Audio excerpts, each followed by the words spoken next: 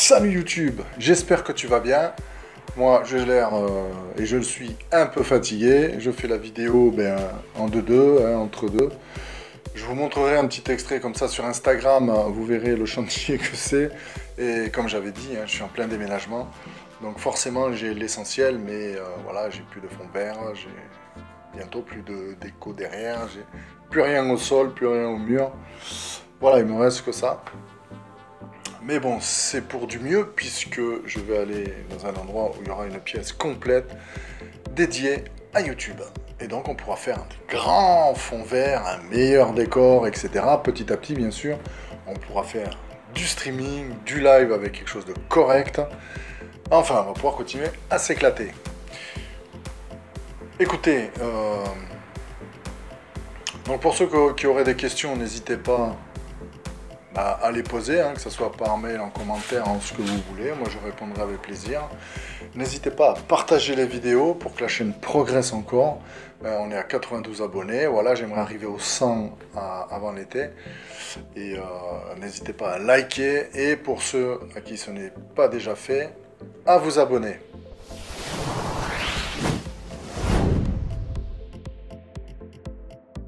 Voilà, donc peut-être les vidéos sont un petit peu moins montées, un peu moins fournies, mais voilà, en attendant, je ne veux pas vous lâcher, je garderai mes vidéos du lundi.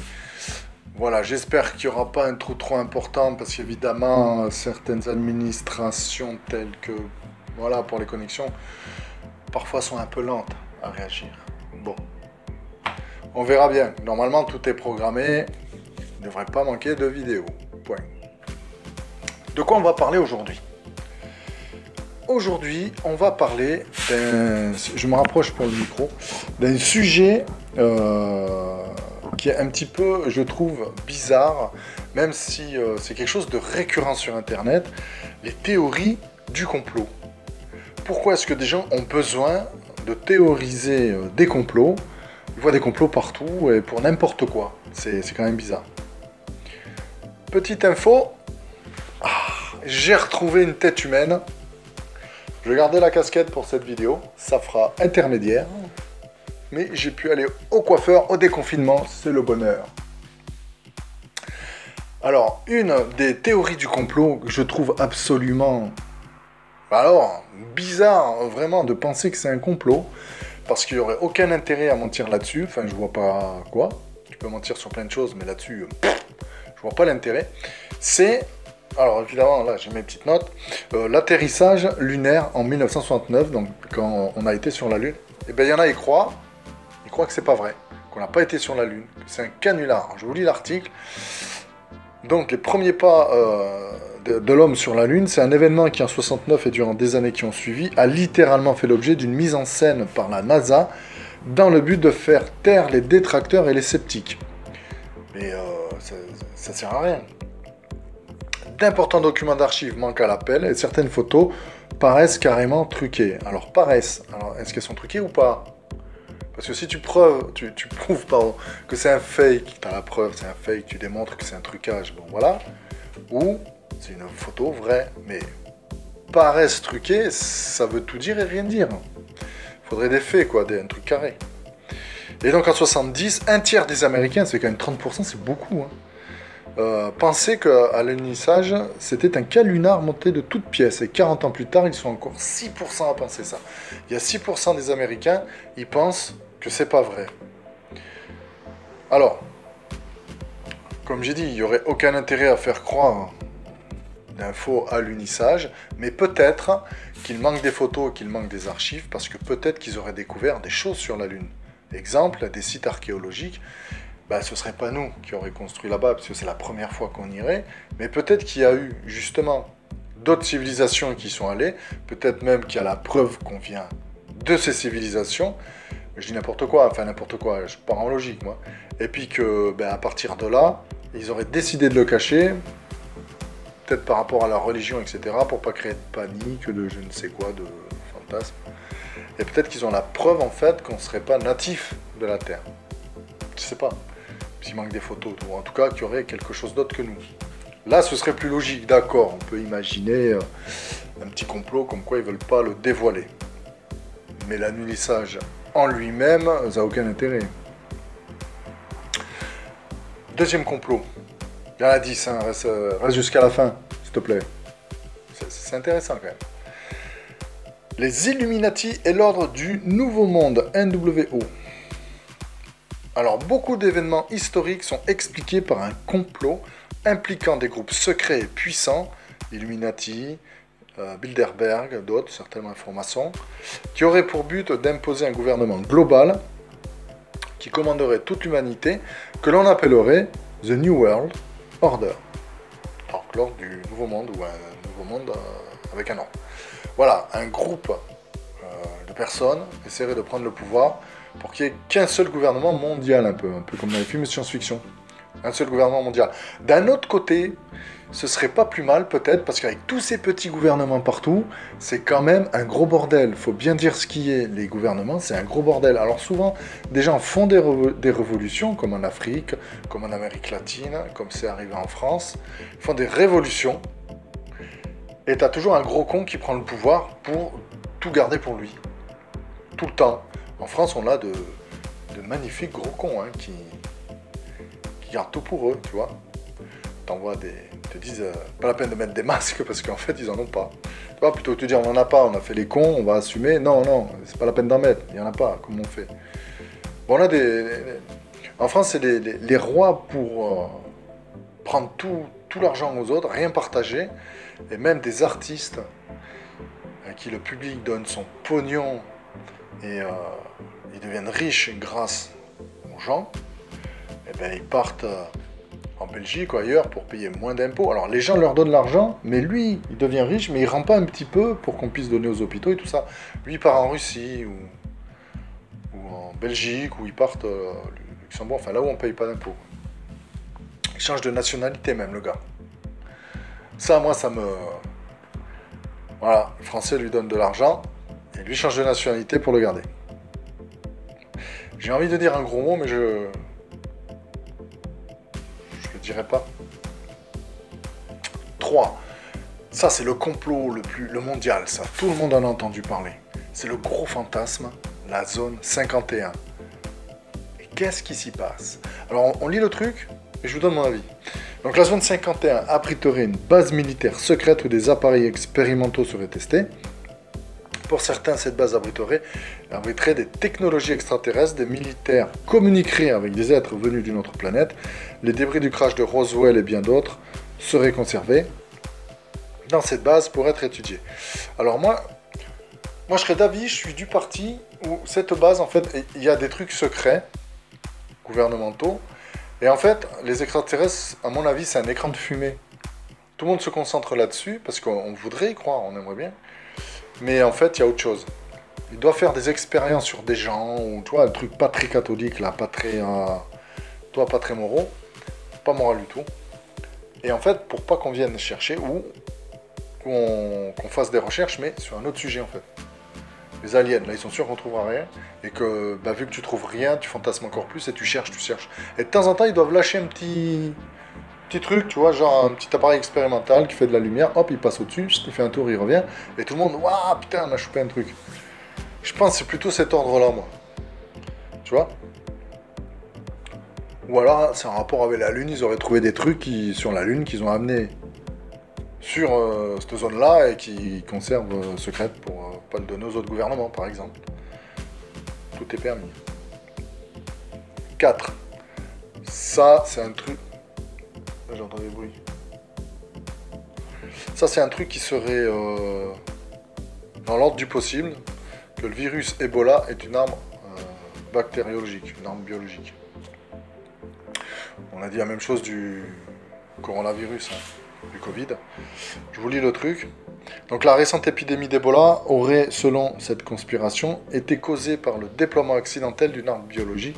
Certaines personnes sont convaincues que la plus récente version du virus Ebola a été modifiée par des chercheurs militaires pour être encore plus dangereuse. Ce serait un accident lors d'une manipulation ou le transport du virus qui aurait causé sa propagation. Alors, ce serait logique, de toute façon des armes bactériologiques, il y en a, des armes de virus, il y en a. Je crois que c'est Bachar al-Assad qui s'en est servi, ou en Russie aussi. un exemple très simple, hein, il y a eu une école maternelle qui a été prise en otage par des soldats tchétchènes. Savoir qu'en Tchétchénie, ils étaient quand même pas mal massacrés. Donc ils ont pris en otage cette école. C'est du terrorisme pour les Russes, mais de la défense pour les autres. Et en fait, pour intervenir, ils ont gazé l'école. Et je crois que tout le monde est mort. Otages et agresseurs, par le gaz. Alors, est-ce que c'était que du gaz lacrymo? Je sais pas. Apparemment, il y en a eu beaucoup, ils sont morts étouffés. Mais tout le monde est mort. Voilà, c'est leur façon de sauver les gens quand il y a une prise d'otage. Ils gazent, ils tuent. Ils réfléchissent pas. Alors effectivement, les armes bactériologiques, c'est sûr, il y en a. Il y a des laboratoires qui les fabriquent, qui les utilisent, qui les transportent. Est-ce qu'ils font des essais ailleurs? Je ne sais pas. Et il peut y avoir des fuites à ce moment-là. C'est vrai qu'il peut y avoir, de toute façon, le sûr à 100% n'existe pas. Ce serait un complot plausible. Maintenant, l'Ebola s'échappe, c'est des fièvres hémorragiques, ça se transmet par l'air, tout ça. C'est extrêmement violent. C'est pas le corona, là. Hein. Là, je crois qu'en 3-4 jours, t'es plié. Donc ça ferait quand même des millions de morts. Alors est-ce que c'est vraiment ça? Je sais pas. Dites-moi en commentaire, qu'est-ce que vous pensez de ces complots? Est-ce que pour vous c'est plausible? Ou est-ce que c'est des choses un petit peu trop fantasmées? Ben, dites-moi. Et si quelqu'un y croit, qu'il me dise pourquoi il y croit. Qu'est-ce qui lui fait avoir cet avis? Ça m'intéresserait vraiment. Alors évidemment, sixième complot, enfin théorie, Osama Ben Laden serait toujours vivant. Ça, qu'est-ce que je voulais que je vous dise? C'est comme Elvis Presley, on croit encore qu'il est vivant, que Michael Jackson est vivant, que c'est un alien. Il y a des choses comme ça. Donc, puisque son corps n'a pas été dévoilé au grand public après sa découverte dans une résidence au Pakistan, plusieurs sceptiques croient au complot. Le gouvernement américain aurait faussement déclaré la mort de Ben Laden, soit pour redorer son blason, ou pire, parce que le fameux terroriste s'était fait secrètement, en fait, au service des États-Unis. Ça, c'est un complot. Je m'en fous, en fait, parce que, en fait, il est mort ou il n'est pas mort. Le problème, c'est pas Ben Laden. Le problème, c'est le fond. Le problème, c'est des divergences d'opinion qui sont telles qu'on se fout sur la gueule. Et qu'il y a des gens, d'un côté ou de l'autre, qui vont tellement loin dans leur religion, qui vont tellement loin dans leur opinion, qui sont prêts à tuer pour ça. Ils sont prêts à tuer, à devenir des dictateurs au nom de quelque chose qui n'existe pas, en fait. Donc, moi, je déteste tout ce qui met un homme à genoux, en fait. Donc, qu'il soit mort ou pas, c'est pas le problème. Le problème, c'est le fond. C'est ce qui se passe avec toutes ces croyances et tous ces débats-là. C'est pas un débat que j'aime mener parce que de toute façon, de part et d'autre, ils ne changeront jamais d'avis. Ce sera toujours pareil. Et ben, le tout, c'est qu'on se protège. Je remercie les militaires et les services qui nous protègent, parce qu'il faut savoir qu'il y a des gens qui sont à l'extérieur, comme ça, de la France, et qui font en sorte de démanteler des réseaux, de prévenir des attentats. Alors, est-ce que le gouvernement, après, utilise un petit peu tout ça? Je ne sais pas. Parce que les seuls qu'on a attrapés en France, je crois que c'était avec des bouteilles de gaz et les clous qu'il y avait dedans, c'était des mecs du Front National. Alors, c'est vraiment de Chirac, ça. Enfin, c'est un peu politique, tout ça, mais c'est avéré. C'est dans les journaux, on peut faire des recherches. C'est les seuls qu'on a attrapés vraiment avant qu'ils fassent péter les bombes. Alors des fois, vous remarquerez que quand un gouvernement est en porte-à-faux par rapport au public, les manifestations trop lourdes ou qui durent trop longtemps, ou qu'il y a un vrai danger pour ce gouvernement, il se passe toujours un événement. C'est bizarre, hein? Il se passe toujours quelque chose.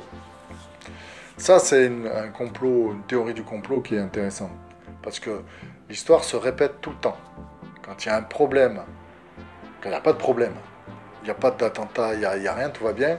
Et dès qu'il y a la grogne populaire qui monte vraiment très très haut, il se passe un événement. On passe un peu à côté. Alors est-ce que c'est fait exprès? Je sais pas. À vous de me dire ce que vous en pensez.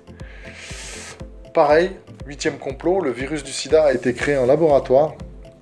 Le docteur William Campbell Douglas est très sceptique, et beaucoup de sceptiques à sa suite, sont convaincus que le HIV a été créé en laboratoire en 1974 par l'OMS, donc l'Organisation mondiale de la santé, qui aurait cherché à produire un virus tueur, testé ensuite avec succès en Afrique. D'autres estiment qu'il est le fruit de recherches du KGB ou de la CIA pour produire un moyen de réduire la population.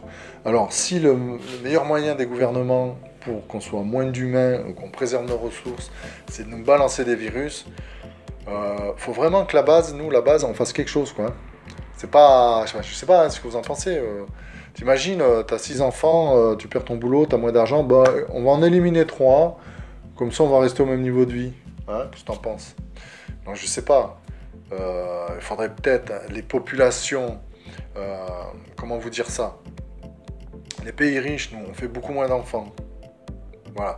Les pays pauvres, les enfants, en quelque sorte, sont une ressource de main-d'œuvre. Ils ont besoin d'avoir, par exemple, 10 enfants. Et je sais que nous, avant, c'était comme ça aussi en France. Et t'en as sur 10, par exemple, t'en as 4 qui meurent. Donc, si tu veux quand même une famille conséquente, faire beaucoup d'enfants, c'est un résultat de la vie que tu mènes, c'est pas ta faute à toi. Pas... Nous, on fait moins d'enfants parce que on pense il va falloir les nourrir, ceci, cela. On est très égoïste, on fait moins d'enfants. Donc, il y a des populations, ils ont besoin de faire autant d'enfants. Mais peut-être que si on leur apportait notre soutien, qu'on leur a apporté ce qu'il faut au lieu de les pomper, ils feraient moins d'enfants aussi, d'accord? Tout le monde serait au même niveau, il y aurait moins d'enfants, il n'y aurait pas besoin d'autant de familles nombreuses, il n'y aurait pas besoin de pomper leurs ressources, on équilibrerait tout et la population se stabiliserait. Schématiquement, hein, rapidement. Mais non, on préfère, nous, avoir plus et pomper chez les autres. Mais les autres, un jour, ils vont venir nous récupérer. Hein. Ça, vous pouvez vous y attendre. Alors, le grand fantasme de l'univers, hein, l'assassinat de JFK. On n'a jamais résolu l'affaire. Ça, c'est un vrai complot politique, ça. Ça, c'est vrai. Parce qu'on tue un président, on devrait être capable de trouver l'assassin quand même. On trouve l'assassin de n'importe qui. Pourquoi pas du président? Et là, le 22 novembre 1963, le président John Fitzgerald Kennedy est assassiné à Dallas, dans le sud là-bas, alors qu'il défilait avec sa femme et son gouverneur en voiture. L'auteur de ce meurtre serait Lee Harvey Oswald, mais celui-ci qui a été exécuté avant son procès. Bon. Pour beaucoup, certaines preuves laissent penser que le président a été assassiné par plusieurs tireurs, car il avait beaucoup de détracteurs. Je crois que lui, Kennedy, je ne me rappelle plus, je crois qu'il voulait aider les populations noires aux États-Unis. Je crois que ça n'a pas plu dans le sud. Ça, c'est une réalité. Et je crois qu'il a reçu un tir triangulaire, c'est-à-dire de 3 points. Enfin, il y a eu des films, j'ai vu des documentaires, tout ça. C'est très compliqué. Apparemment, ce ne serait pas Lee Harvey Oswald qui a tué Kennedy. Ce serait, lui, un bouc émissaire, en fait.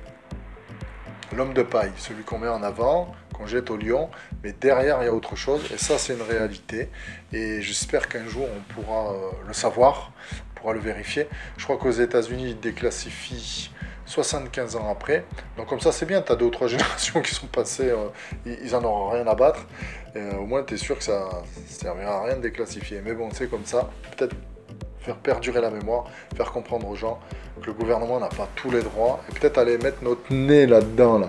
Aller voir comment ils font, qu'est-ce qui se passe. Arrêtez avec tous ces services secrets. C'est comme en France, ça m'énerve, il n'y a jamais d'argent, et tout d'un coup ils ont besoin de quelque chose. Sarkozy, on le voyait, ça, tiens, 20 milliards d'euros là, 10 milliards d'euros là, d'où il sort l'argent alors? Il y en a ou il n'y en a pas? Donnez-le aux hôpitaux qui sont en galère, les pauvres. Et évidemment, le 11 septembre. Alors le 11 septembre, de toute façon même dans la population ça a été bizarre comment ça a été fait, je suis d'accord, il y a des trucs vraiment bizarres sur le 11 septembre, enfin bon, des mecs qui arrivent à détourner un avion avec des cutters, moi je sais pas, t'es dans l'avion, t'as 3 mecs, t'as 200 passagers, il y a 3 mecs, ils ont des cutters, tu le laisses, bon, après il va dans la cabine, tu peux plus rentrer dans la cabine, tu peux pas défoncer la porte, tu peux rien faire dans l'avion, mais quand même avant, il vaut mieux prendre des coups, prendre une balle peut-être, mais sauver les gens. Enfin, je sais pas. Non? Tu vas, le mec il est tout seul, tu vas à 10 là, tu le jettes de l'avion. Moi je le jette de l'avion. Alors il existe bien des théories conspirationnistes sur les attentats du 11 septembre 2001. Les 2 plus populaires parlent d'un complot de la part du gouvernement américain. Alors ça si c'est vrai, si c'est le gouvernement américain qui a fait un truc comme ça, il faut une guerre civile là. Il faut qu'ils revoient leur système. Donc l'un stipule que le gouvernement était au courant de ce qui allait arriver mais n'a rien fait pour le prévenir. Et l'autre accuse l'administration Bush d'être totalement responsable de l'attentat. Cette théorie suggère même que les tours jumelles ont été victimes de démolitions contrôlées causées par l'installation d'explosifs dans les points stratégiques du World Trade Center. Et je rajouterai qu'après enquête, et ça je l'ai vu mes yeux, sur un reportage après, ils se sont aperçus que la tour, il y a une tour qui n'aurait pas dû s'écrouler, mais comme, vous savez, dans le bâtiment, des fois on tire sur les prix un peu. Au lieu de mettre une bonne qualité, bon, on fait payer la bonne qualité, mais on met du moins bon. Mais en fait, le gars sur la structure métallique aurait mis du moins bon, et ce qui fait que le truc des étages qui s'effondrent, ça n'a pas tenu. Soit aurait dû, l'incendie aurait dû être contenu, mais ça n'a pas tenu. Donc tout s'est écroulé et il y a eu tous ces morts et tout ça à cause du pognon toujours. Bon. Les opinions et le pognon, c'est très dangereux. Voilà, c'est la fin de cette vidéo. J'espère qu'elle vous a plu, qu'elle vous fera réfléchir. Moi, elle me fait réfléchir. Et j'espère que vous me direz en commentaire quelles sont vos opinions à vous, quels sont vos arguments, du pour, du contre. Pourquoi pas, dites-moi si vous aimeriez faire un live sur ce genre de choses, qu'on débatte ensemble, que même on entende ce que vous avez à dire.